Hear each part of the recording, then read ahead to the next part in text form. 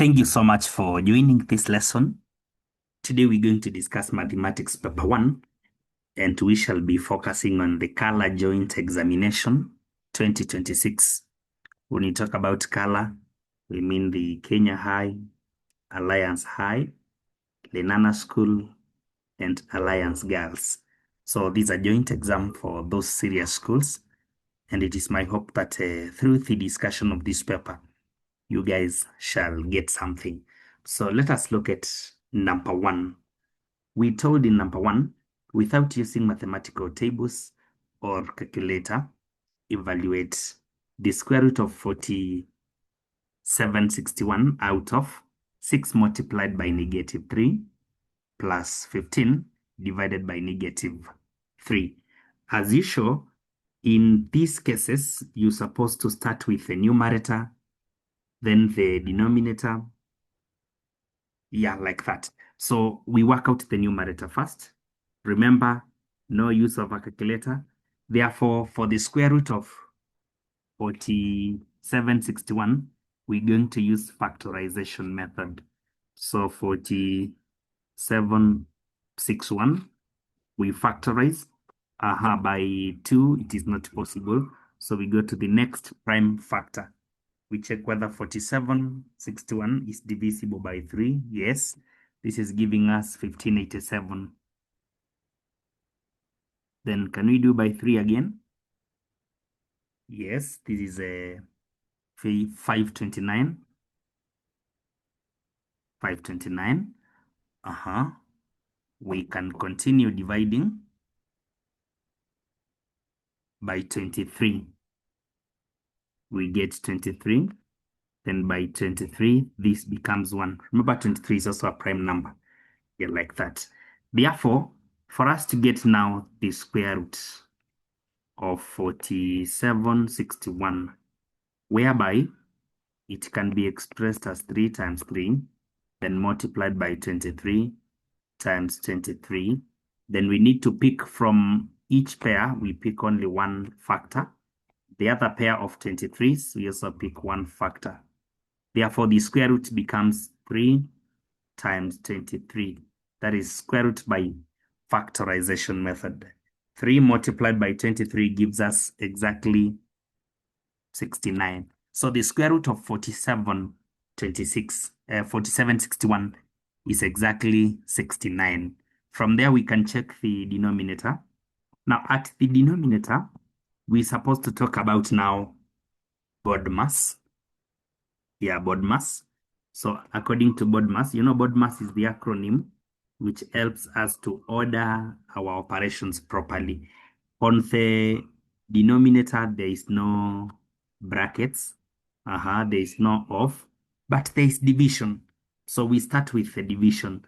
This is 6 times negative 3 plus, now we are having 15 divided by negative 3. When we divide 15 by negative 3, we get negative 5. So we've done the division part. Do we have multiplication? Yes. On the multiplication, what we have is 6 times negative 3. So we can perform that multiplication. So 6 times negative 3, it becomes negative 18. Then plus or minus, plus minus 5, it becomes negative 5. So you see, this is now becoming negative 23. When you combine negative 18 and negative 5, we get negative 23.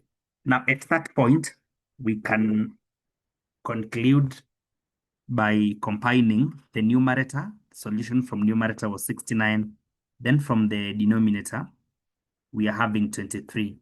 So when you divide this, ladies and gentlemen, you're supposed to get exactly negative 3.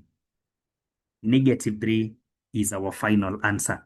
Therefore, if there is instruction that should be treated very carefully, is the use of mathematical tables or calculators. When you see such instruction, train yourself not to use the instruments. If you're getting something, remember to type on the comment section that I am learning. Let us know your name. Let us know your school. Where are you getting us live from? Even if you will find this paper already recorded, please remember to also type, I am learning. Remember to comment. Remember to like. Remember to subscribe. Remember to invite a friend so that they may also learn as you are learning. And please be informed that in the month of August, we are bringing the best event that has ever been, and that is NEC Examiners Bench for KJSEA and also for KCSE. We are bringing on board NEC examiners, for that matter, senior examiners from team leaders, uh, assistant chief examiners, and chief examiners. So partner with us. My number is already here. Partner with us for the best program ever. We are wishing the candidates of 2026 the best, and we're not settling until you people succeed. So kindly enroll to our programs. Use the number there so that you may get more information about what we are doing around. So this is the best platform that you can ever join. We're going to have these examiners in sciences, in the languages, in mathematics, and also in the humanities. So I'll be bringing the lineup of the facilitators for that program so that you people may stay prepared and informed. So don't be left out. Please be ready to join our program. Can we check together number 2 now? Now find the value of A and B. We are told that there is A power 3 and we're also having B power 2. This is equal to 1323. So the only thing that we can do here is to factorize again. We are still on factorization. So we can factorize 1323. Let us see. What are the prime factors that make 1323? So that now we split them into B and A. 3 can divide because already we can see it is not an even number, so we can't start with 2. So we get 4, 1. Can 3 divide again? Yes. And after dividing by 3, we are getting 1, 4, 7. Then from there, we can continue dividing. Let me check another factor there that can still divide the 147. Yeah, by 7. Or is it by 3 again? Let me check. 147 divided by 3. Yeah. By 3 again, we are getting 49.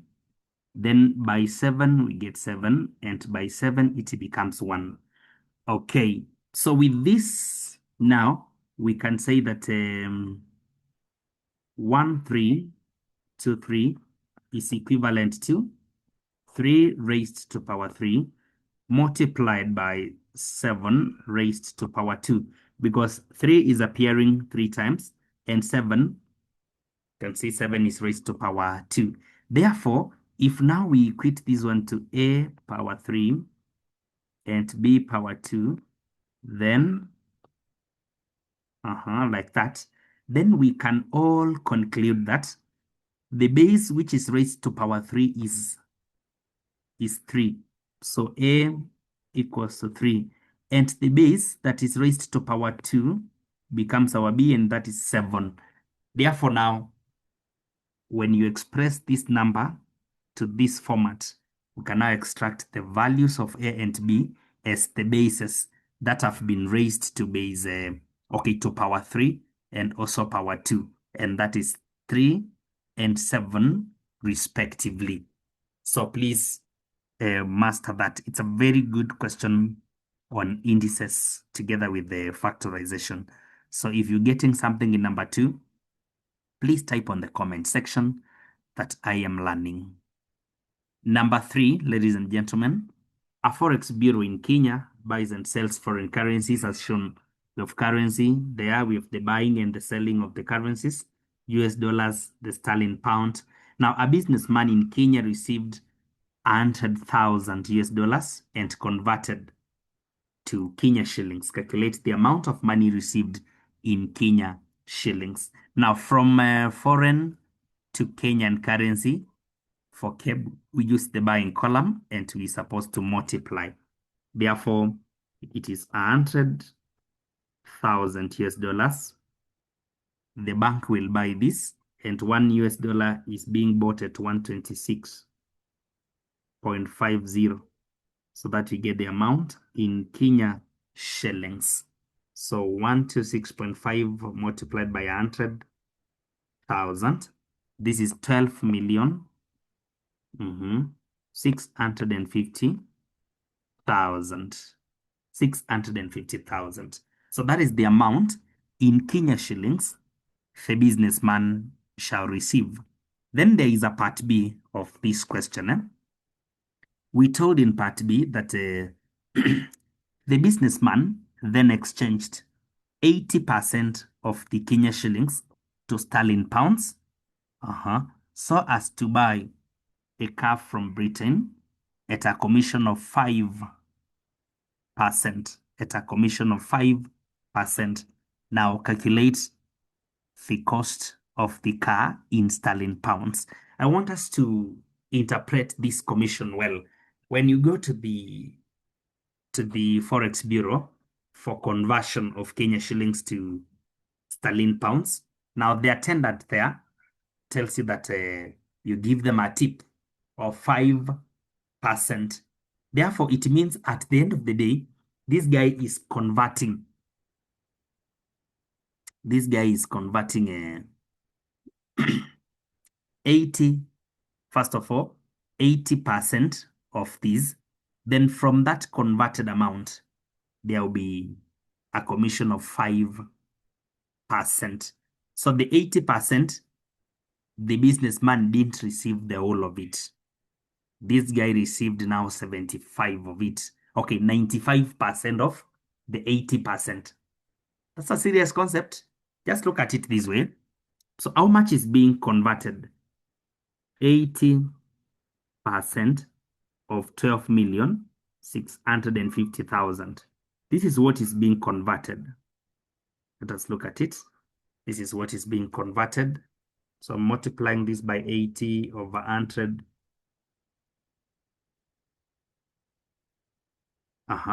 This is 10 million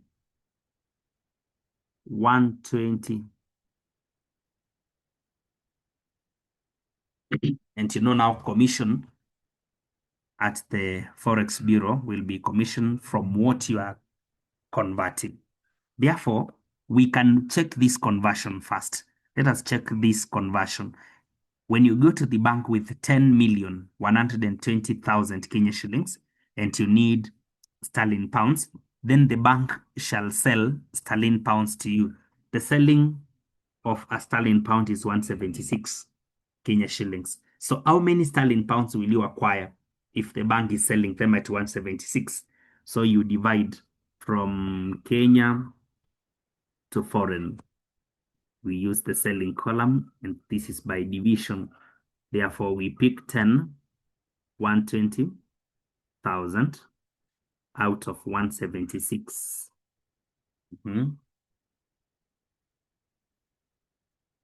Is it 176? Yes. Out of 176. So this is a 57,500. 57,500 sterling pounds. These are sterling pounds. Now, this guy now gave a commission of 5% of whatever has been converted, meaning that the car, if he managed to buy the car, then he bought it with the balance, which is now 95% of it. So the cost of the car is 95% of it, because even after giving out a commission of 5%, there is what remains, and that is 95% of whatever is being converted. So 54,625 625 sterling pounds. Sterling pounds. So that is now the amount in sterling pounds that the car shall cost. It is a very good question. So you're supposed to understand what it means by the commission.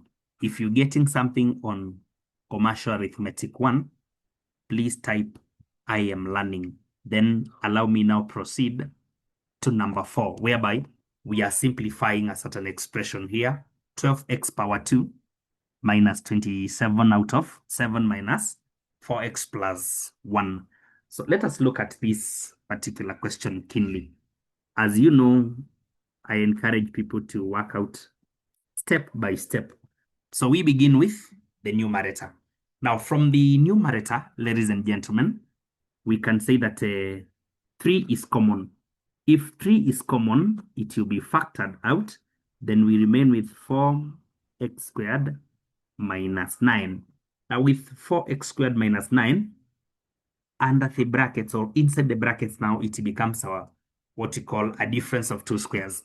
And for a general difference of two squares, if this is a difference of two squares, it is usually factorized by picking x minus y, then the same factors, but now with a plus.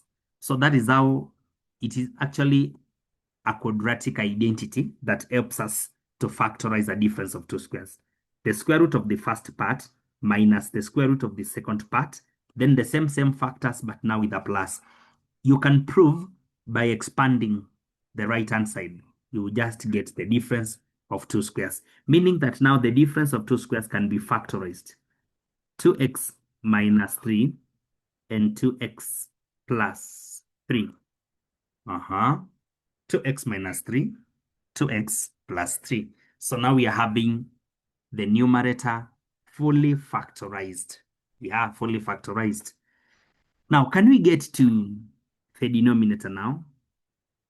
We will start by first expanding, whereby this is 7 minus 4x. Then we subtract 1.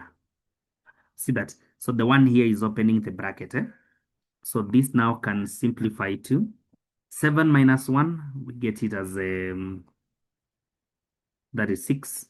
Then minus 4x minus 4x. Are we together at that point? Now, what is common in this? What is common in this? So when you factorize this particular denominator, which is a 6 minus 4x, allow me factorize it technically so that I factor out negative 2 instead of 2. And when I factor out negative 2, this will become negative 3, and this will become a positive, yeah, a positive 2x. I factored out a negative 2, so this is negative 3, and this is a positive 2x. You can confirm whether my factorization is accurate, because when I start expanding it back, negative 2 times negative 3 becomes 6. The negative 2 times 2x, it becomes negative 4. So my factorization is very good. So this is negative 2 into, I can now reorder. I start with the positive term, then the negative 1 inside the brackets.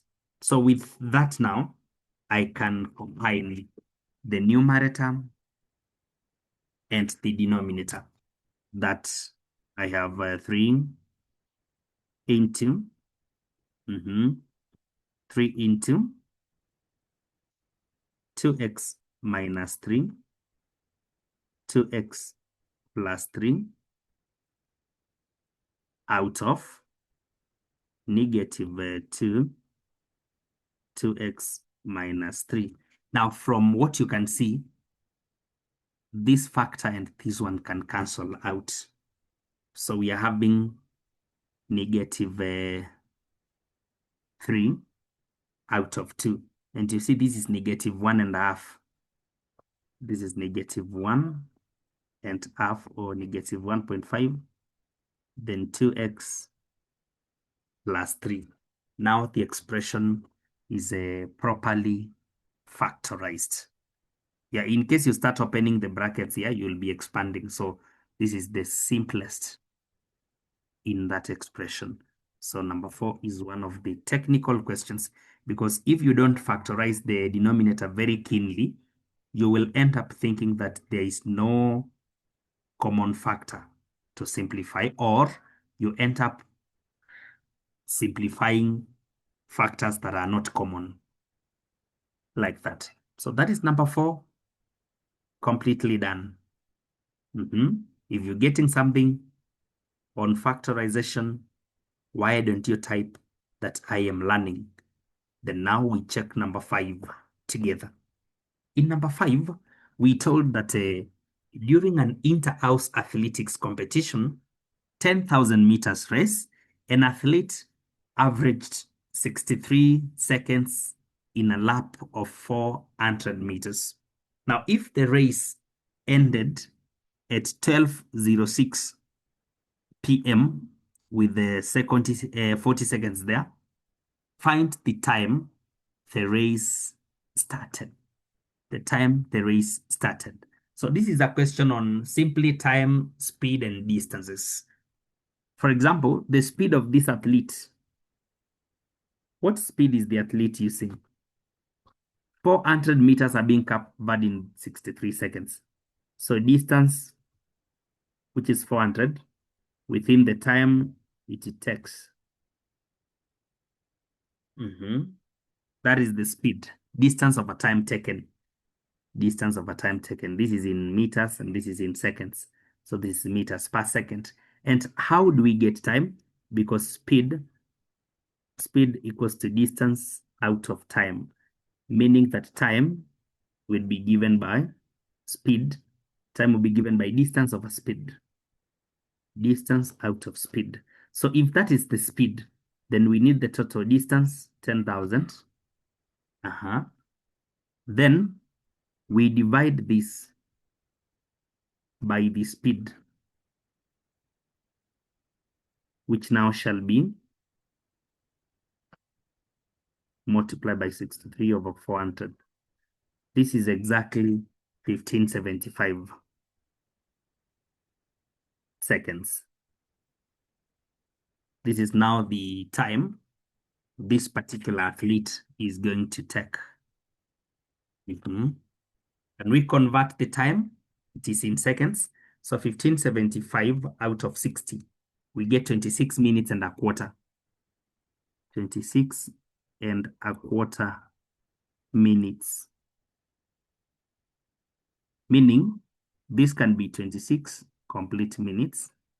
Then a quarter of a minute means 15 seconds. Yeah. So 26 minutes and 15 seconds. Now, if the race is ending at this time, then it means it started 26 minutes, 15 seconds ago. So we subtract the time taken so that we may know the time this athlete began the race. So this is 12:06 14 the PM minus 26 minutes 15 seconds. So we're subtracting this. Let us work it out slowly. The greatest mistake a student can do is to subtract time using a calculator. What will you be doing? So now we are having 40 minus 15. 40 minus 15 will give us 25. So that is 25 seconds. What about 6 minutes minus 26 minutes? That is impossible.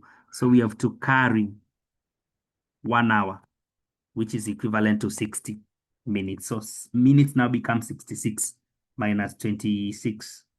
66 minus 26 gives us exactly 40. Then we carried 1 from 12. This is now 11. So it is 11:40 and 25 seconds a.m. the same day. That is when the race had started. A very good question on time, distances, and speed. If you're getting something in this question, why don't you type that I am learning? Let us know who you are. Let us know where you're learning from. Let us know your school. Are you getting us clearly? Please type yes, I get you clearly. Then remember to subscribe. Remember to share so that you may invite a friend to this great presentation. Number 6, ladies and gentlemen. Now, P, which is a coordinate, negative 6, 3, and Q, 2, 5, are points on a straight line. Find the equation of the perpendicular bisector of PQ, hence state its y-intercept, and hence you state its y-intercept. So the first thing that we're supposed to know is that there is a relation between the gradient of PQ and the gradient of a line that is perpendicular to PQ. And the relation is that the first gradient times the second one should give us -1. That is the law that connects perpendicular lines. Therefore, we can get gradient 1, which is gradient for PQ. We can take change in 1 for us to get gradient 1. Change in y, so 5 minus 3. Out of change in x, 2 minus -6. 2 minus -6. So now this is 2 out of 2 plus 6, which is 8. This simplifies to a quarter. So the first gradient is a quarter. Now, if the first gradient is a quarter, ladies and gentlemen, now we will say a quarter times the unknown second gradient equals to -1. Can we multiply by 4 both sides so that we may remain with gradient 2? We multiply by 4 both sides. So by 4, this becomes -4. So gradient 2 is -4. Gradient 2 is equal to -4.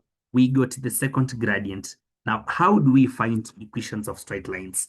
For us to find equation of a straight line, and we are already having the gradient, then we should have at least one point where the line passes. So where is this line passing? Where is this line passing? This line, because it is a perpendicular bisector, underline the word bisector. It means if this is our P and this is our Q, then the perpendicular bisector passes through the mid. It passes through the mid. We can call it coordinate, even T, coordinate T. Yeah, coordinate T is our mid. Coordinate T is our mid. Now, one thing that you're supposed to know is how to find coordinates of the midpoint of a line.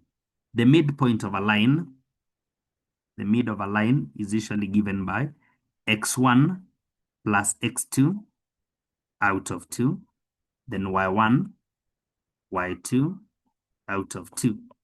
That is how we get the midpoint of a line. Yeah, that's how we get the midpoint of a line. So our midpoint that I'm letting to be t shall be given by -6 plus the other coordinate of x. Then we divide this by 2, 3 plus the other y, which is a 5. We divide by 2. So the coordinates of t, our midpoint, shall be -6 plus 2, that is -4, over 2, -2, this is 8 over 2, which is 4. So the midpoint of line PQ is having coordinates -2, 4. We have the coordinate and the gradient is already worked out here. So we can express now the gradient so that we get the equation. The gradient -4, of course, over 1 equals to change in y. So y minus 4 out of change in x, x minus a -2. Minus -2 makes it a positive. Is that clear now? Just the way this one became positive.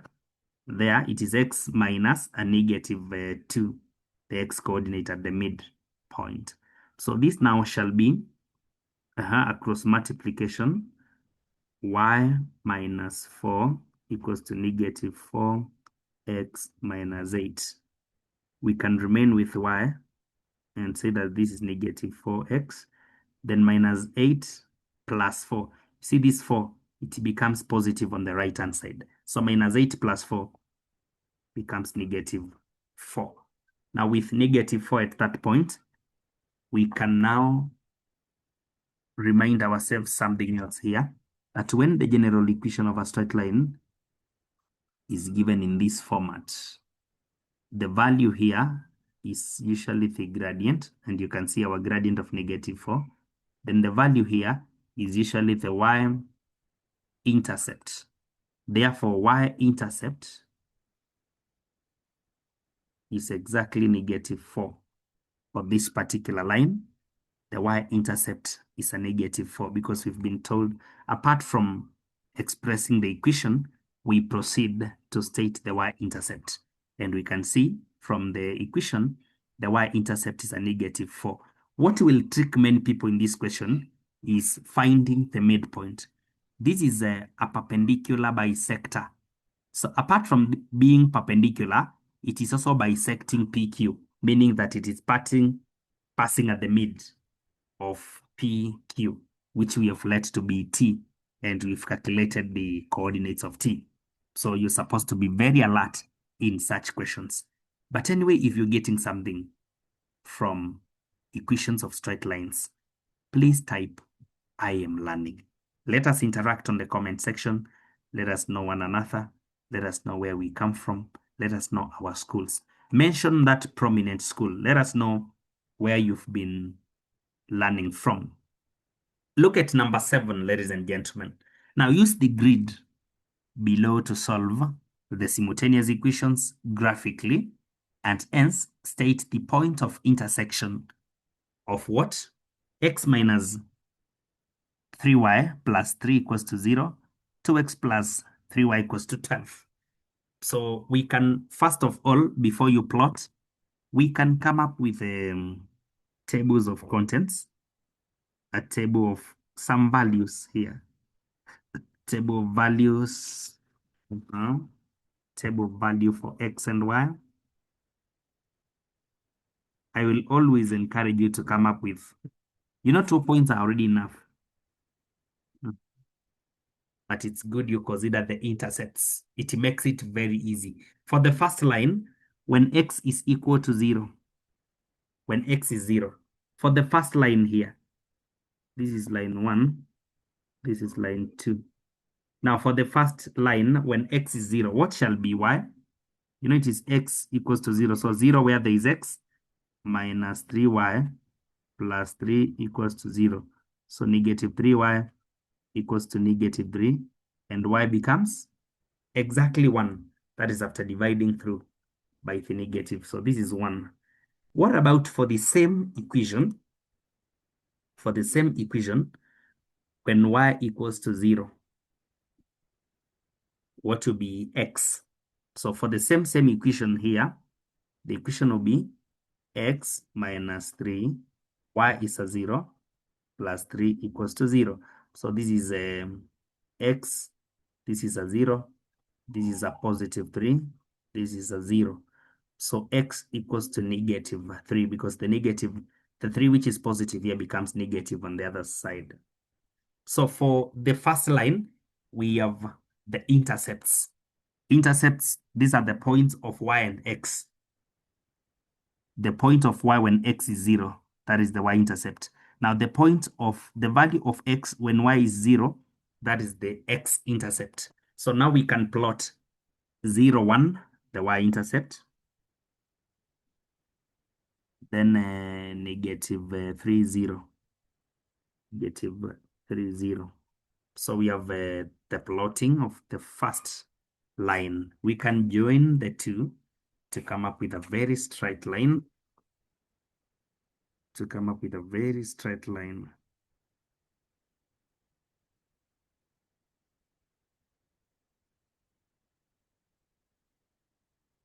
Okay, that is the first equation, line 1, which is a x minus 3y plus 3 equals to 0. That is it. So can we check the second line? Allow me come up with a table of values. Table of values. The table of values of X and Y. And I'll continue advising people to always prefer the intercepts. You don't struggle getting intercepts. So this is X, this is Y. For the second line, when X equals to 0, what shall be Y? You see, this is 2 and X is a 0. 3Y plus 12. So 3Y, because this is becoming a 0, and the value of Y becomes 4 when you divide through by the 3 there. This is 4. What about when Y is a 0? What will be the X-intercept? When Y is a 0 for this second equation, it will be 2X plus 3Y. So that is a 3 and a Y of 0 equals to 12. So 2X equals to 12 because the values of that part shall be a 0. So now the value of X equals to 6. So the X-intercept is 6. So we have X-intercept 6, Y-intercept 4. Y-intercept 4, X-intercept 6. So now we can connect the two intercepts to come up with the second line. We connect the two intercepts so that we may come up with the straight line. So look at this connection using a very straight line. Yeah. We have it there. We have the second line. So this line shall be equal to 2x plus 3y equals to 12. Then from that, after drawing, we are told to solve the simultaneous equations graphically, and hence you state the point of intersection. So where they intersect now, you check the value of x. The point of intersection is here. So the value of x is 3. So x equals to 3. The value of y, you check alongside the y-intercept. So you move horizontally. The value of y is 2. So the point of intersection is 3, 2. You start every time with the x value, then the y value. So we've been told to solve simultaneously, whereby you read the values of x, then the value of y at the point of intersection of the two lines. So it's very easy to solve two simultaneous equations using the graphical method. You just plot the two lines, then you check where they intersect. That is all. Remember, we have a serious video that has explained how the solution of simultaneous equations can be done using all the possible methods: the matrix method, the graphical method, substitution method, elimination method. So you can take your time again and you get to our platform, that is a Shifting Grades Online School. Then you get to peruse and see the way we have presented solution of simultaneous equations using all the methods. We can check number 8, ladies and gentlemen. Number 8. Are you getting something, by the way, on the solution of simultaneous equations graphically? Please go home with this secret of just finding the values of x and y at the intercept. That way, you'll become very, very perfect. Number 8. Now, the size of one interior angle of an irregular polygon measure 80 degrees. All the other remaining angles, each measure 115. Determine the number of sides of the polygon, and in part 2, you name the polygon. Let us first determine the number. Let us determine the number. Okay. One thing that you're supposed to know is that a question like this one, depending on your understanding on angles and polygons, can be given very many different approaches. I will start with the basic one, whereby we know that because it is irregular, this particular polygon, all the angles can just be added literally. Like we say, one is measuring 80, and the others are measuring 115. And how many are they? If the total was n, and we've already extracted the first one with 80, the others are n minus 1. This way, we shall get the sum of all of them. But now we're supposed to know this will just give us the same as when you use the formula 180 into n minus 2. Remember, the sum of interior angles is given by 180 into n minus 2. So we can now solve 80 plus 115n minus 115 equals to 180n minus 360, like that. So can we group some terms together here? We have 180 and we subtract 115 from it, because the 115n here will be subtracted on the right hand side. So this is exactly 65n. Now on the left hand side we have 80 minus 115. Then we add 360. So 360 becomes positive. This is 325. So how shall we remain with n? You divide through by 65, and I'm getting exactly 5. So this is a 5-sided polygon. Yeah, a 5-sided polygon, and that will be called the pentagon. It's a pentagon.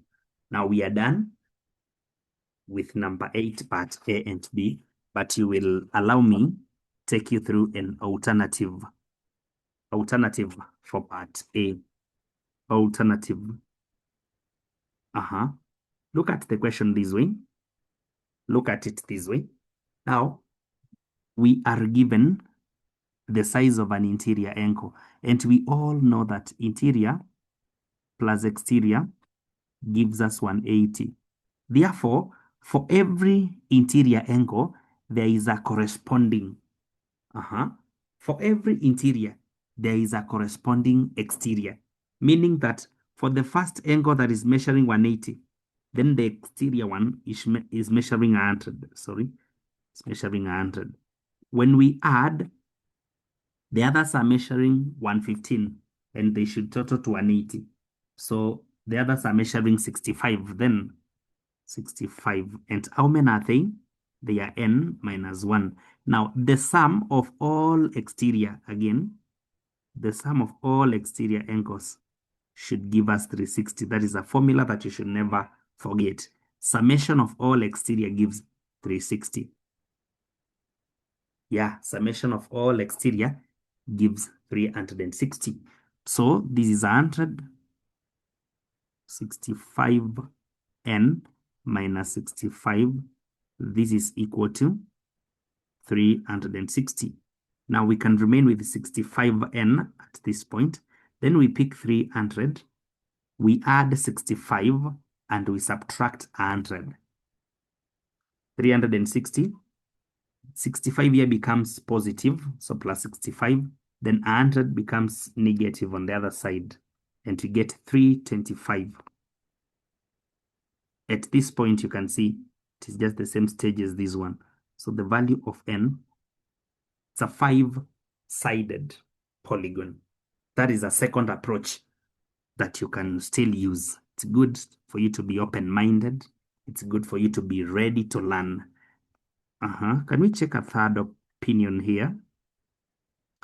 I think I have a very deep understanding when it comes to angle-set polygons. We can check one more trial. Take it this way. Still on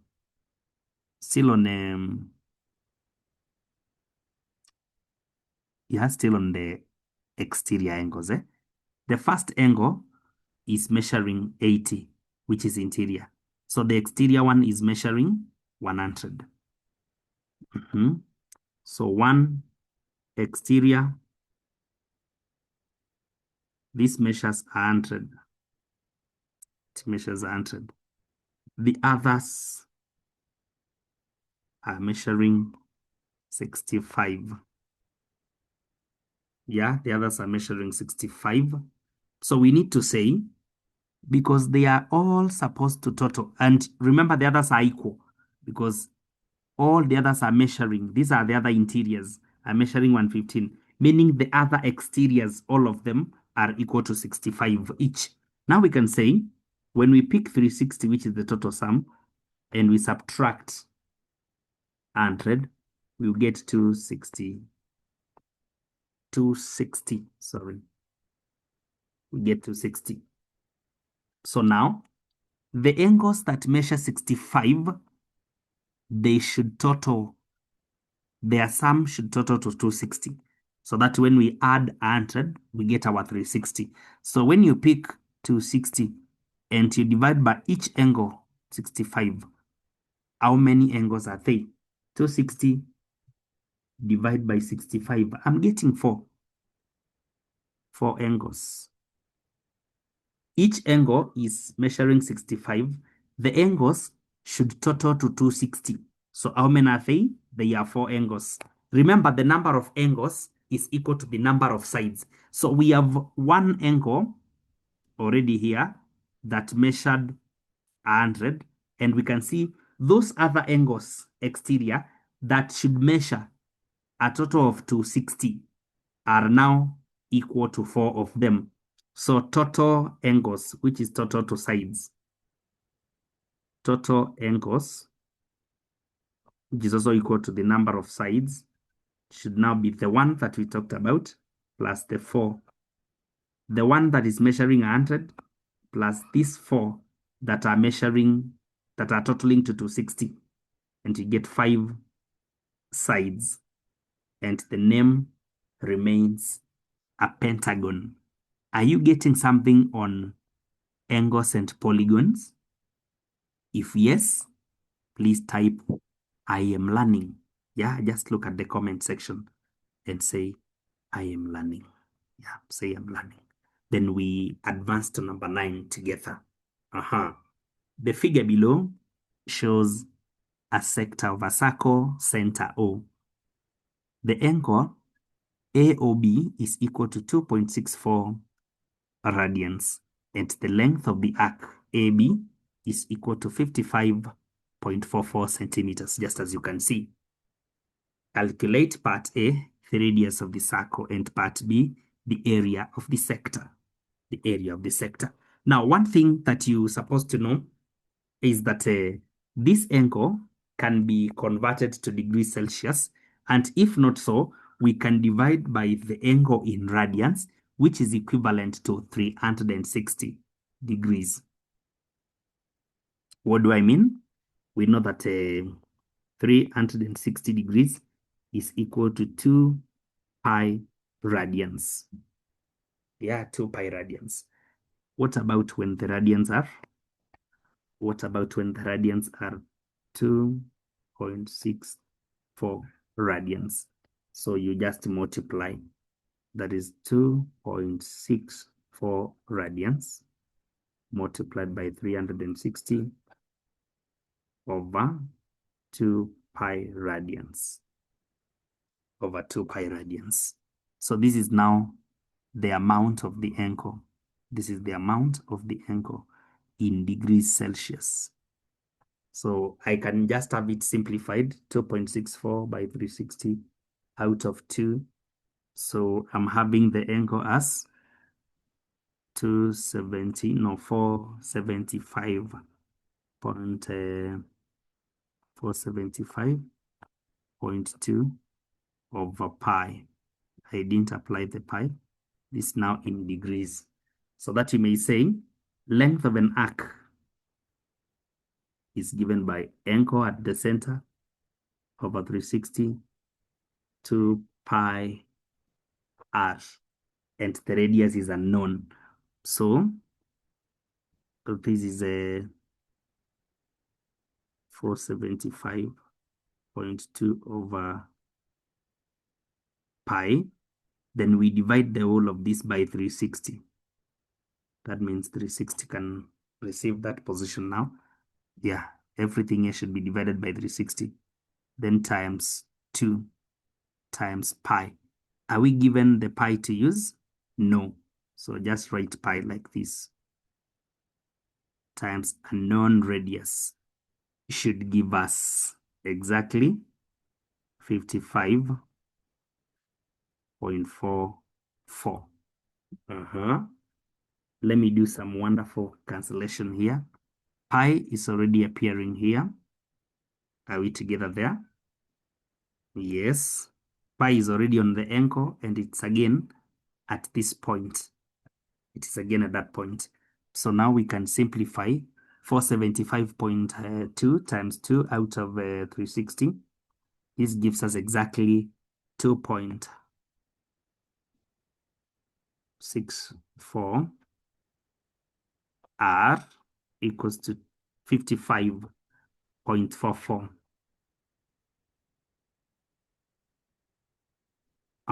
Can we remain with R? Yes. By dividing 55.44 by 2.64. So this is exactly 21. So the radius is exactly 21 centimeters. That is the value of the radius. A very good question. Very good question.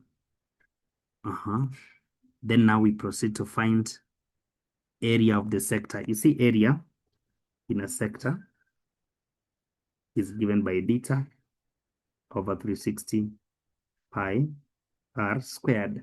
So we're talking of area which is equal to beta over 360. The beta is here. This is what we converted. 475.2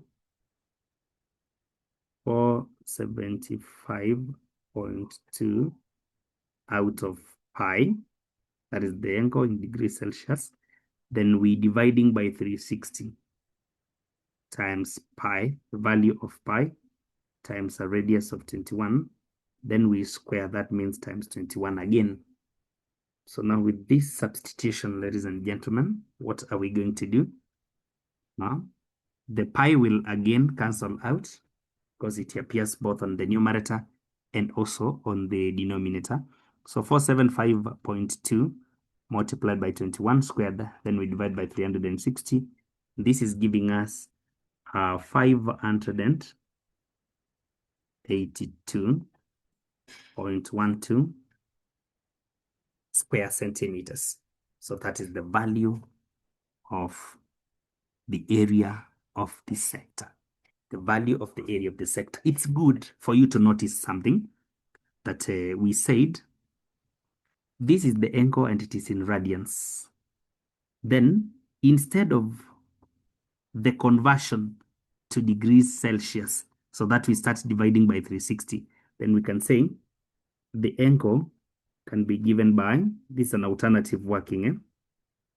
This can be the angle 2.64 pi, no, 2.64 radians divided by, in case it was a complete circle, the angle at the center would have been 2 pi radians. So that we divide by the angle that is equivalent.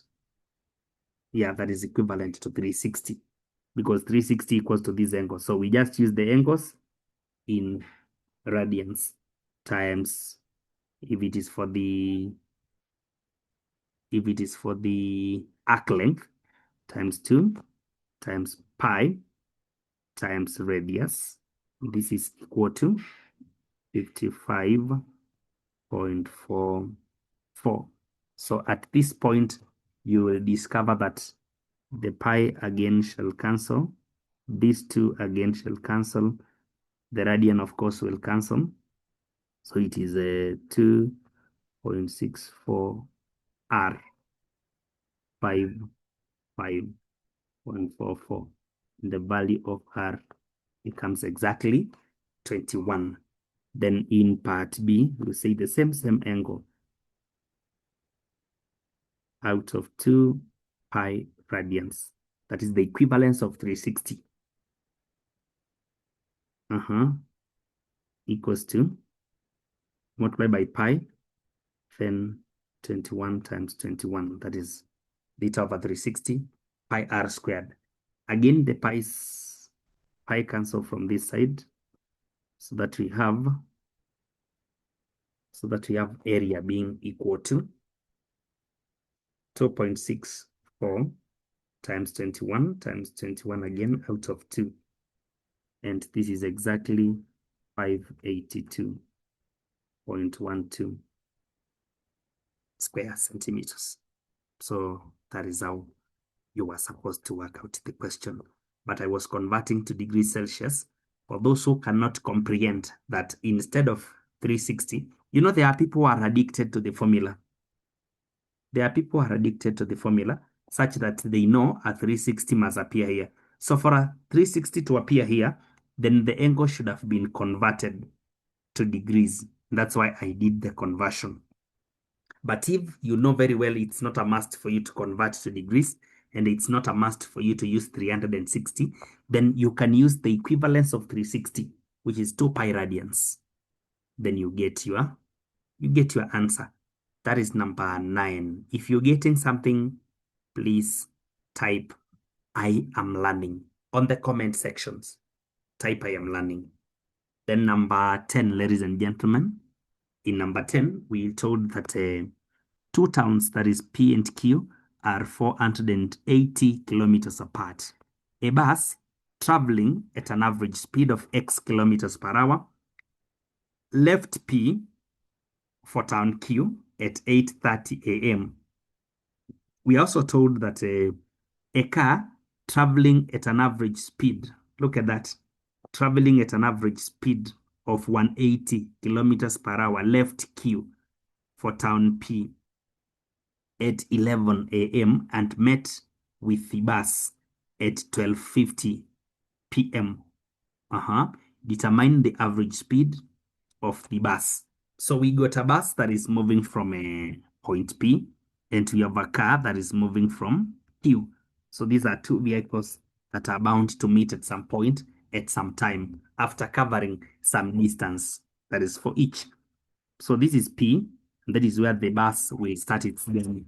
Then we got the other end here, which is Q, and that is where the car is starting its journey. The speed of the car is known, and the time taken for it to meet, the time taken for it to meet the bus is also known, because we need to take 12:50 minus exactly 11:00, because a car traveling at an average of 120 left Q for P at 11, but now it's meeting the bus at 12:50.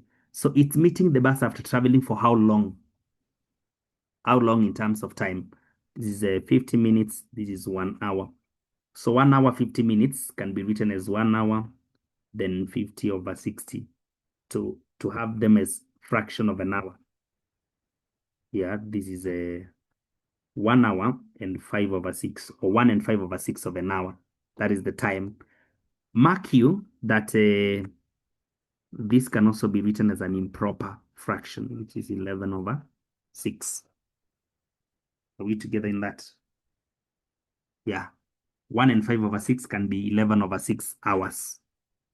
That is now the time taken for them to meet. Now, if we have the time taken, we can check distance covered by the car. Distance covered by car. It's moving. You know, distance is generally given by speed times time. That's a general knowledge. So a speed of 120 for the car, and taking all this time to meet the bus. So we multiply by 120, then we get to 120 kilometers. So it means for them to meet, then we are having the car within the 1 hour and 50 minutes covering 220 kilometers. 220 kilometers. We have 220 kilometers for them to meet. That is the meeting point. Meeting point, meaning that by the time they are meeting, if the car has covered 220, then the bus has covered this other distance. So we pick 480, the total distance, minus 220. So this is 480 minus 220. We're getting 260 kilometers. So by the time the car is covering 220 for them to meet, the bus has covered this other distance from P to the meeting point, which is 260 kilometers. Now, for us to get the speed of the bus, we are supposed then to ask ourselves, what time has the bus taken to cover the 260? Time of the bus. Time the bus is taking up to 12:50, the meeting time, but the bus started its journey at 8:30. This is 20 minutes. Then here we're having 12 and 8. So this is 4 hours, 20 minutes. So this is 4 hours, 20 over 60, so that we get it as a fraction of an hour. So 4 and a third hours. See, 4 and a third can be written as 13 over 3 hours. 4 and a third can be written as 13 over 3 hours. 13 over 3. Meaning that for us to get speed, we need distance over time. 260 divided by 13 over 3. 260 divided by 13 over 3. Divided by 13 over 3, which is times 3 over 13. Times 3 over 13. So 260 divided by the time taken, this is exactly 60 kilometers per hour. We are assuming that it maintained this average speed throughout the journey. So this is again a very technical question. Actually, the concept on relative speed has not been applied anywhere. I didn't use the concept of relative speed at any point. So that is how you are supposed to work it out.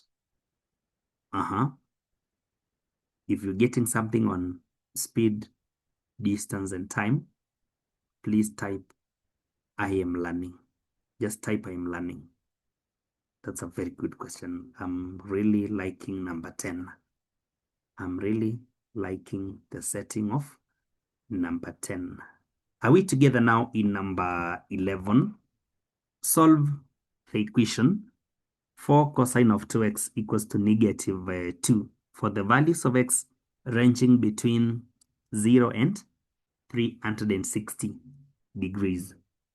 Let us check it out. To start working out, we can divide by 4 through, so that we have the cosine of 2x being equal to negative 2 over 4, which is negative half. Then before we get to x, let us talk about a beta, which is equal to, you see this is a cosine. So cos inverse of half. Not even negative half. I'm using half, strictly half. And master my working, please. So shift cosine half. I'm getting exactly 60.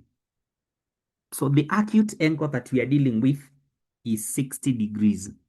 Then you're supposed to know this. Actually, this is a question from Trigonometric 2.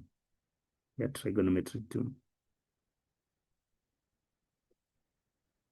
I'm trying to come up with the unit circle.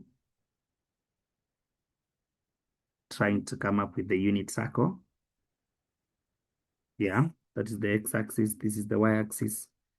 Then we talk about the first quadrant, which is here, where all the trigonometric ratios are usually positive. In the second, it's only sines that are positive. In the third, it is only tangents that are positive. And here, it's only cosines that are positive. There is an acronym that can be used to memorize how the different trigonometric ratios behave in the different quadrants. So we shall say either acts this way, or say all students take coffee, or science teachers cheat.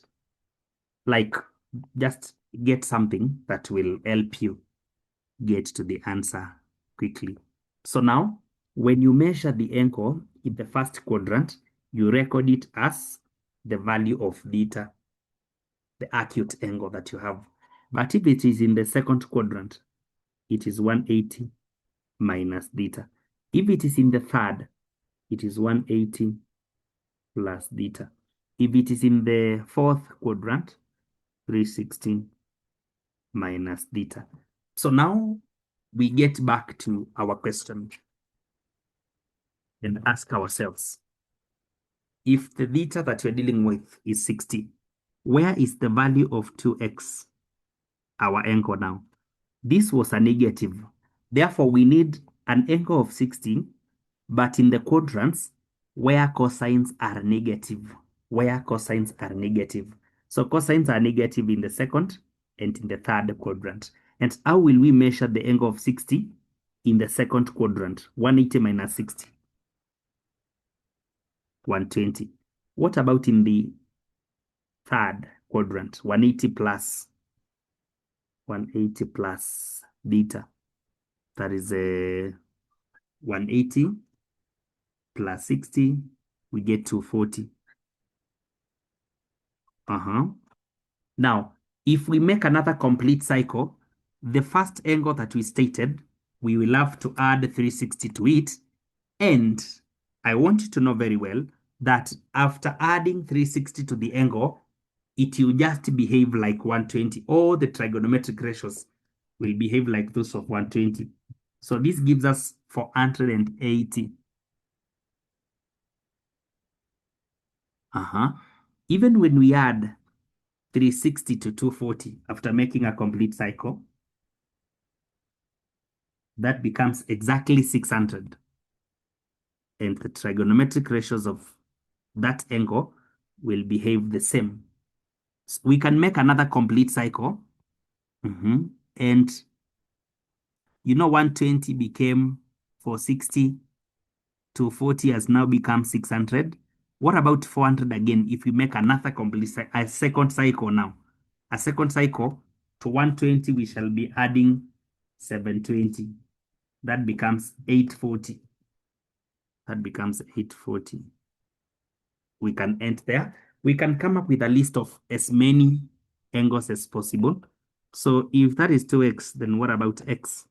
So the value of x shall be, we divide everything by 2. That is 60. 240 divide by 2. This gives us 120. 480 divide by 2. You see, this gives us 240. 600 divide by 2.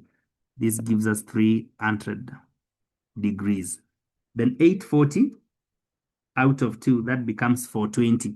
But when we get back to our range, you discover now that one will be an extra angle, which is beyond the range. So for the provided limits of the values of x, then we stick to these angles. So these are now the angles that were needed. And remember, the accuracy mark goes to, the fourth mark will go to all of them. All of them. So you can't get, I don't know, up to 120, then you start being given the answer. Not really. The final answer is attached to the list. All of them. So that is a trigonometry 2, a very good trigonometric equation.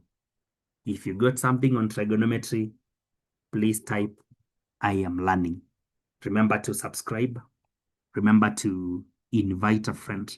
Remember our upcoming serious program that has ever been. So we've never had a program like this. You are the pioneers of this, and we are wishing you the best as we continue encouraging you to join us for this wonderful program. Remember, when we are organizing this via Google Meet, we shall have the program one-on-one, whereby from the comfort of your home, you shall be in a position to understand everything. And also, you'll be able, via Google Meet, you shall be in a position to ask all the questions that you've ever wished in any subject that you need any clarity, then, ladies and gentlemen, you are supposed to ask that time. You will know that spelling mistakes are treated different in different subjects. Repetition is treated different in different subjects. You know, cancelled work is treated different. Lack of units in your working is treated different in the sciences and in mathematics. A lot of differences will be made clear for you by the senior examiners that we are already lining up for this particular program. This is yours. This one is yours. Please miss not. Please miss not. Already at number 12, eh? Already at number 12. Already at number 12. Already at number 12. In the figure below, ABCD is a uniform cross-section of a solid ABCDEFG H. Given that AH is one of the visible edges of this solid, complete this sketch showing the hidden with broken lines. Showing the hidden edges with a broken line. So when we are told that ABCD is a uniform cross-section, ABCD, it means when you move up to the ends, when you move up to the end, when you move up to the end, the same cross-section should be visible at the end. Therefore, we can now say that for this one, let me introduce my black, or I can use a different color actually to show the part that we are drawing. So there should be a line here parallel to AH.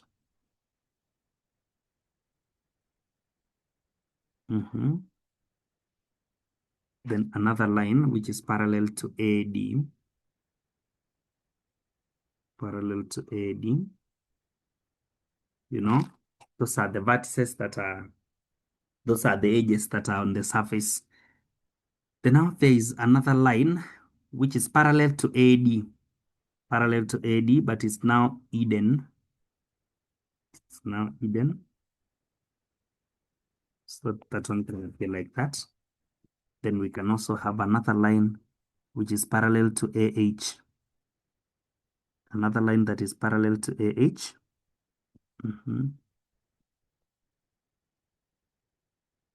Another line which is parallel to AH. Remember, this is a solid. Like that. Yeah. Then there is a BC and also CD. So for BC and CD, we again come up with lines on this end like that. So those are the hidden edges. You can also do some labeling. You can do some labeling on this particular sketch. Now remember, we are just sketching because it is not actual measurements of the lines. So now that is the solid now. That is the solid. That is how it looks like. So A, B, C, D. Then we can have E, F, G, H up there. Yes, so we can label it like that. So that is now the complete solid properly drawn. A, B, C, D, E, F, G, H. Yeah, it has been named in that order. So that is it. You can see the uniform cross-section is also on the other side. That is one of the things that you're supposed to ensure. This, because it is a uniform cross-section, A, B, C, D. If that is a uniform cross-section, then on the other end, the same cross-section should be featuring. It is supposed to feature on that other end. So that is it. We now got the solid properly drawn. So that is it. We got number. Okay, on solids, by the way, are you getting something? Please type I am learning. Remember, you can be given the solid and you are told to open it out into a net. You should be in a position to draw a net. If you have been a consistent follower of Shifting Grades Online School, you'll bear me witness that you've done enough paper ones that are containing net sketching. So a net can be drawn for you to sketch the solid. A solid can be drawn for you to draw the net. And some other times now a solid can be drawn partially, like in this case, for you to complete it. So you're supposed to be conversant with all those settings. You get something, you type, I am learning. Aha. This is number 13. Number 13. Now, form the four inequalities that satisfy the region R, the given region R. Region R is here. It has been shielded. It is shielded by borderlines here. So the borderlines now represent inequalities, and that is what we're supposed to look for. We are supposed to look for that. Yeah, we're supposed to look for that. That is what we are supposed to look for. So let us check. Let us check. So I want to take you slowly, step by step, until we come up with all the inequalities. And you will allow me start with the simple ones, like L4, line 4, that is inequality 4. So the line itself, line 4, line 4 is passing through a point where y is equivalent to 5.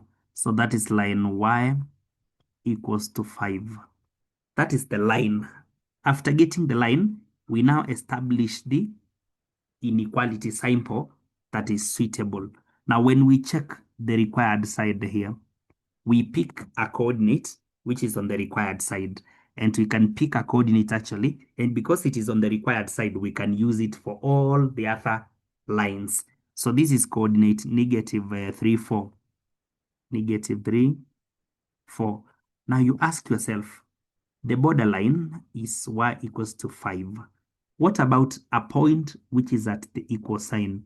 What is the relation of the value of y and the equal sign here? Is the value of y here greater than 5 or less than 5? This is a value less than 5 and it is within the required side. So the y coordinate is less than 5, meaning that the values of y are supposed to be less than 5. That is the inequality sample. And now we're supposed to again determine, is it just less than, or is it less than or equal to 5? And when you look at the nature of the line, it is a complete line, not a dotted line. Line 4 is complete. Line 4 is complete. This horizontal line is complete. So if it's a complete line, then we include or equal to. So we are done with line 4. Another simple line is line 3. This one. Line 3 is vertical. So line 3. Line 3. Let us check line 3.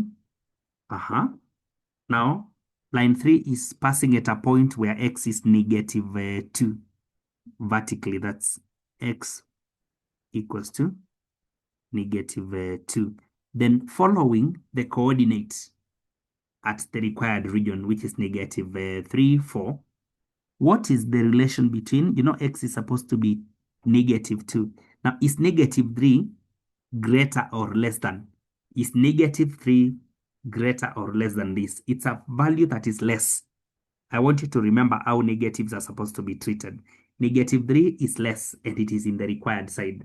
So it means x is supposed to be less than negative 2. Now, to determine whether is simply less than, or there is, or equal to, then you consider the nature of the line. And you can see it's a dotted line. When the line is dotted, ladies and gentlemen, we use strictly less than or equal to. So about line 3, we are done and dusted. We are done and dusted. So we are through. We are through with line 3. Now we can get to the sloping lines. Sloping lines, that is a line 2 and line 1. So we can check line 2 here. Line 2 is here, sloping line. Before we get to the gradient, of the line, we can say this, we need 2 points that pass through, okay, 2 points where the line passes. I wanted to say 2 points that pass through the line. It is the line passing through the points. Okay, 2 points that pass, 2 points where the line passes, 2 points where the line passes. One of them is the vertical intercept, which is 0, 0. Coordinate 0, 0. That's about line 2 now. Line 2, which is inequalities. Which inequalities do we get from line 2? Coordinates 0, 0. Coordinate 0, 0. And what? Any other coordinate. We can pick any other coordinate, ladies and gentlemen. Even this one is a coordinate. Negative 2, 1. Negative 2, 1. So let's find the slope, or rather the gradient. The gradient shall be 1 minus 0 out of, that is change in y, 1 minus 0, then negative 2 minus 0. So 1 over negative 2, which is just negative half. So we are having the gradient.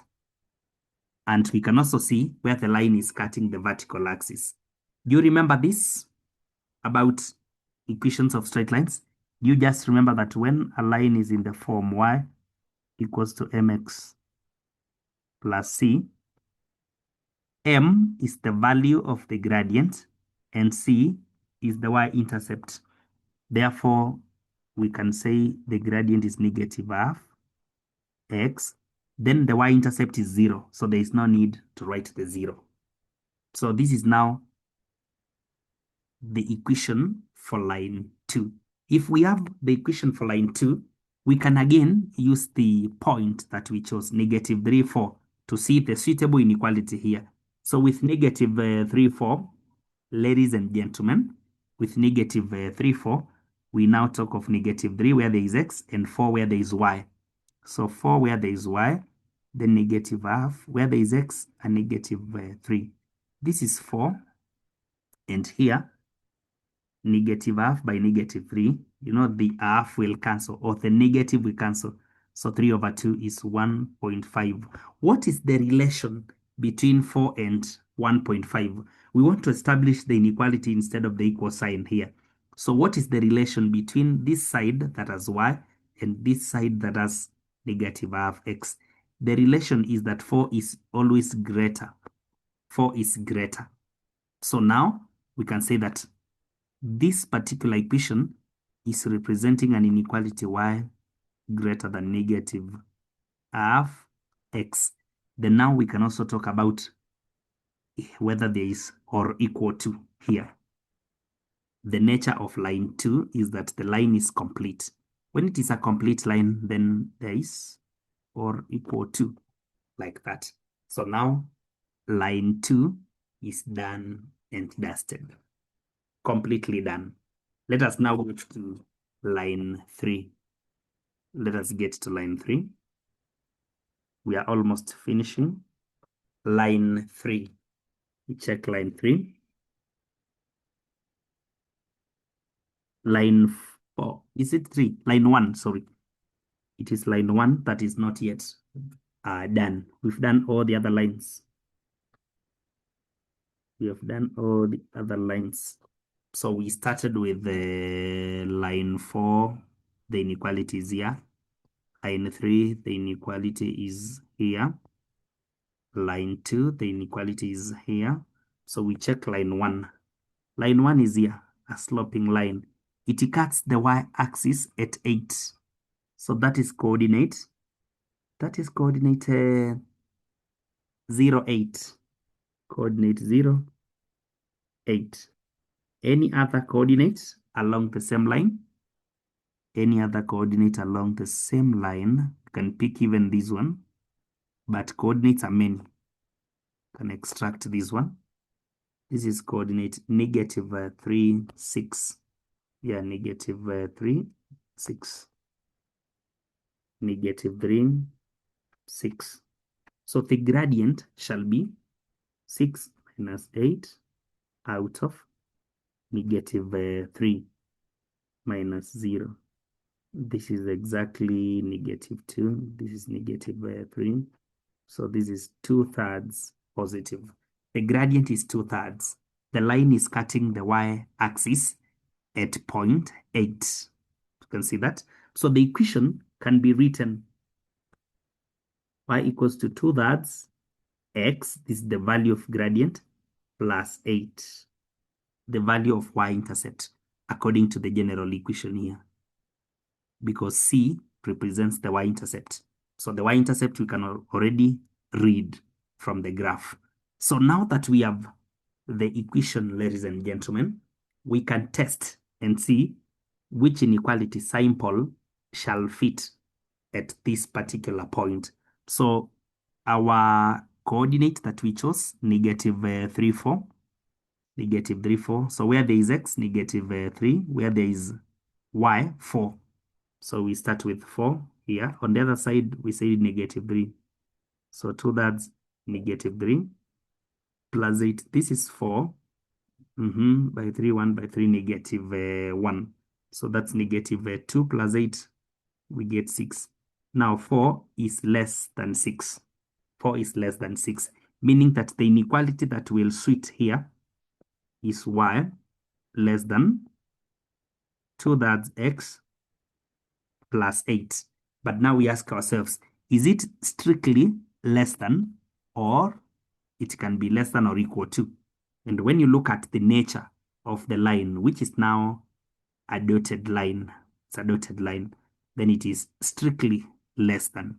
So now we have the 4 lines, the 4 inequalities, that is the 4 inequalities. That is for line 1, line 2, line 3, and line 4. So we are done with the linear inequalities that are represented here. It's a very good question. Very, very good question. If you're learning something on linear inequalities, that is the graphs of linear inequalities, extracting linear inequalities from plotted lines. If you're getting something, you type I am learning. Remember to share. Remember to subscribe. Remember even to invite your friends. Yeah, remember to invite your friends. So let us check question number 14, that is, solve the value of x in the equation 2/3 power x plus 3/2 power x, and this is equal to 13/6. This is equal to 13 out of 6. So let us get going. Let us get going. Let us do it together. We interpret first. This is the 2/3 power x. Then we add. Now we can make this one the same as the other one by making it, we can make this one the reciprocal. The reciprocal. Yeah, the reciprocal. The reciprocal, whereby this is 2/3, but raised to -1. You know, everything will be raised to -1 in this case. Everything here will be raised to -1, because you remember this law that says a power m is the same as the reciprocal of the base, then the power becomes negative. So we are picking the reciprocal of the base and the power becomes negative. So the power can now become negative. This is a 13/6. Now that we are having 2/3, which is very common, it's also here and here. So we can say we let 2/3 power x to be a different unknown. We can pick t. Yeah. Now picking t means this is t, but now this is the reciprocal of t, equals to 13/6. Yeah, 13/6. So we can multiply through by t. By t, this becomes t squared. This becomes 1. This is 13/6 t. Yeah, I've multiplied through by t like that. So we can also multiply through by 6, everything by 6, to do away with all the fractions. 6t squared plus 6 equals to 13t, meaning that our quadratic equations can be rearranged to 6t squared minus 13t, then plus 6. That plus 6. Yeah, plus 6 equals to 0. It's now a quadratic equation. So this quadratic can now be solved. Allow me to use the factorization method. So we need a product of a times c. So 6/6, 36. Sum the value at b, which is -13. So this is -9 and also -4. -9 and -4. Their product is +36. Their sum is -13. So they are the right factors at that point.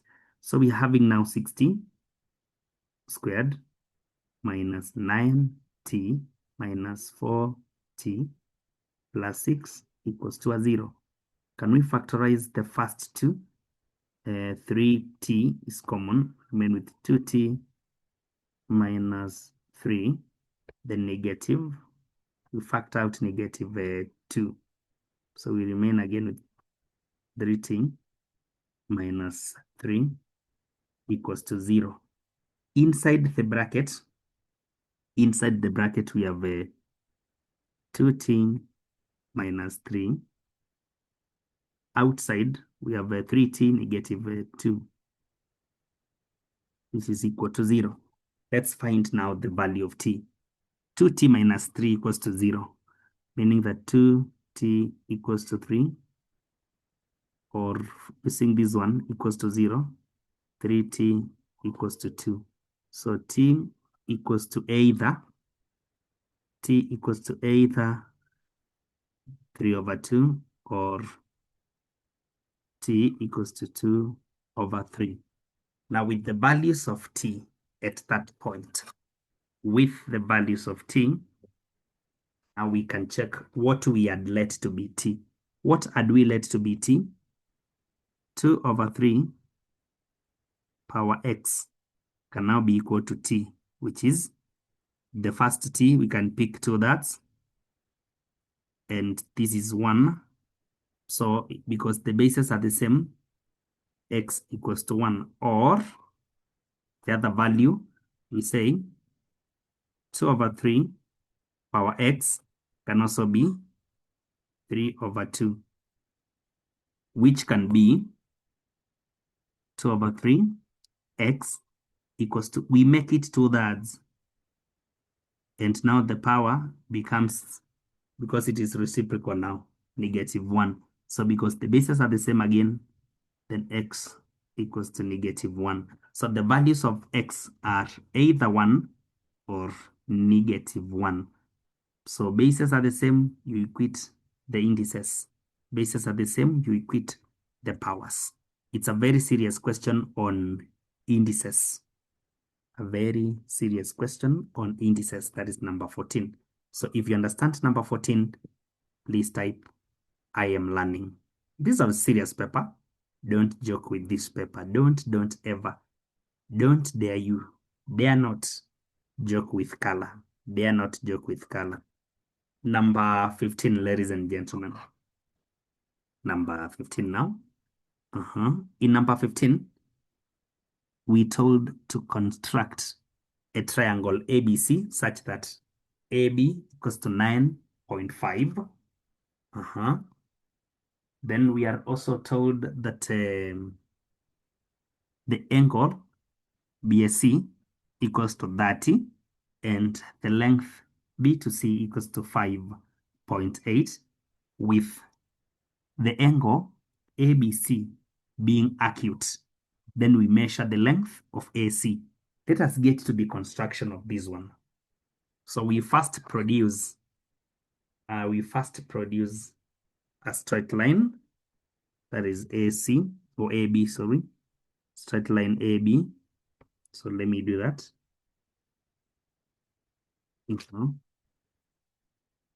Let me mark a point here. That's my A. Then now, using my ruler and a pair of compasses, I read using the compass from 0. I extract 9.5 centimeters. Then I place the compass at A and I open it out until 9.5. Yeah, until 9.5. So 9.5 shall be there.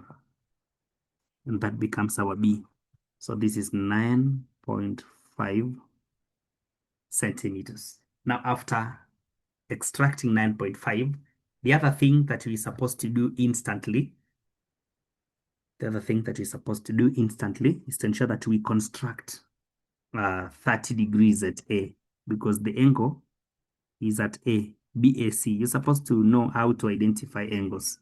So the first thing that we're supposed to do is to construct 60 degrees. So to construct 60 degrees, even without a protractor, I am supposed to stand at A and I make an arc. Then standing where the arc cuts the line, I make an arc to cut the first line. Then now I can produce an angle of 60 at that point. I produce an angle of 60 like that. Then after constructing 60, ladies and gentlemen, I bisect the 60. You know angle bisection, eh? So I'm bisecting the 60 now, whereby I'm supposed to stand at A. Actually, I can even use the existing arcs here. I stand at this arc, I make an arc, then I stand on this one, I cut the first arc. Then now I join those two arcs that are intersecting to point A. That way, I will have produced 30. Actually, let me use my blue now so that I may continue with the triangle construction.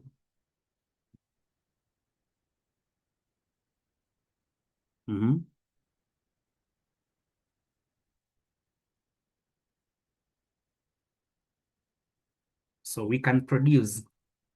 Actually, the line should not even be limited by anything.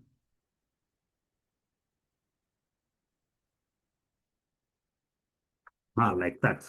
So we have our line now produced, meaning that this is 30 degrees. Now with 30 degrees at that point, we're also supposed to check now two conditions here. Two conditions. One is that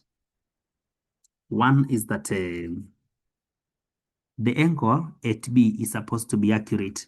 So when I measure 5.8, the length to C, and I stand here, then I cut at this point to come up with the C. The angle that I'll get there is not going to be acute. It's going to be very long. That means from B, for me to produce an acute angle at B, then I'm supposed now to mark on this side. So I'm supposed to stand at B using 5.8 and I mark on the lower side. Yeah, I mark on the lower side. So from B, using exactly 5.8, I'm supposed to make an arc at that point using 5.6. So that now when I connect that arc of 5.6 to B, 5.8 that is, sorry. This is 5.8, meaning that this is now my point C. So you can see this is an acute angle. Yeah, and this is 5.8. So I have my triangle now properly connected, properly constructed. Yes, so that is 5.8. 5.8. It's a very serious question. I don't think it is very simple. 5.8. Now with all those, we can measure A to C. From A to C, you lift this distance and you transfer it to the ruler. We discover that from A to C is exactly 4.9 centimeters. Remember, during marking by neck, an error of plus or minus 0.1 is allowed. So the people with the 5.0, others with the 4.8, they are considered to be within the range and they are given their mark. But when you write 5.1 and above, you not get anything. 4.7 and below, you not get anything. You are supposed to be within this bracket, plus or minus 0.1.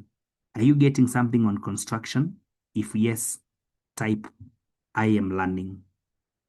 Then we check number 6. Number 6 is our last question in section 1. So we are ending at this point, and we can see it is a question from vector 1. Now the grid below shows vectors P, Q, and R. And you can see them. P, Q, R. You can see the vectors there. Point O is the origin, which is also indicated here. Now we are told using point O as the origin, which is already on the graph, show the resultant vector P plus R minus Q. P plus R minus Q. So addition of vectors is something which is very fundamental, something basic, something that you're supposed to know. So to add P and Q, we first draw P, and P is here, so we transfer it to here. Vertically, 1 point, horizontally, 3 points. So to be up to this point, that's our vector P.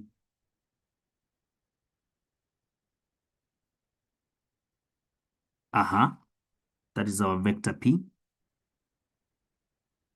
Then we add R. So vector R is just vertically 2 units. Vertically 2 units. So where there is the head for P, the tail of R shall be put there. That is where R should start. This is vector R. This is vector P. Then we subtract Q. You see, this is Q. Now, in case we were adding Q, we would have placed the tail of Q here and we draw Q towards the way it is facing. But now we are supposed to subtract Q, which means we connect Q here, but in the reverse direction. The same size, but in the reverse direction. In the reverse direction. That means upwards 2 units, horizontally 3. So Q should be connected here now. That is now the subtraction of Q. Yeah, that is now minus Q. So Q should be here. It has been minused because it should be facing the other direction. So that is now minus Q. Therefore, now to show the whole process, we have moved from this point all the way to where Q is ending. So we started here and we have ended at this point. So that is how we show P plus R, then minus Q. To minus means you move the same distance but in the opposite direction. Assuming r was to be subtracted, we would have brought here, but we go downwards because now it's going upwards for addition. So subtraction means the opposite direction. That is it. So we've done the paper 1, section 1. Later we'll be meeting here in the same platform. Make sure that your friend will be there. So let us meet for a continuation, section 2 of the same paper, which is also a very interesting part. So thank you so much for following. Please remember to subscribe to this platform. Remember also to share so that you may invite more friends. As we wind up, I would like to remind you of our NEC program, August 2026. You candidates of 2026 are the luckiest ever. We are going to do online an event that has never happened. It is only happening in Shifting Grades Online School. Therefore, Shifting Grades Online School, we are organizing KCSE and KGCSE examiners bench. We're bringing the best experienced people that know what they're doing. And I'm sure by the end of the exercise, you guys shall reap a lot of benefits. See you in the next video. All the best. Thank you.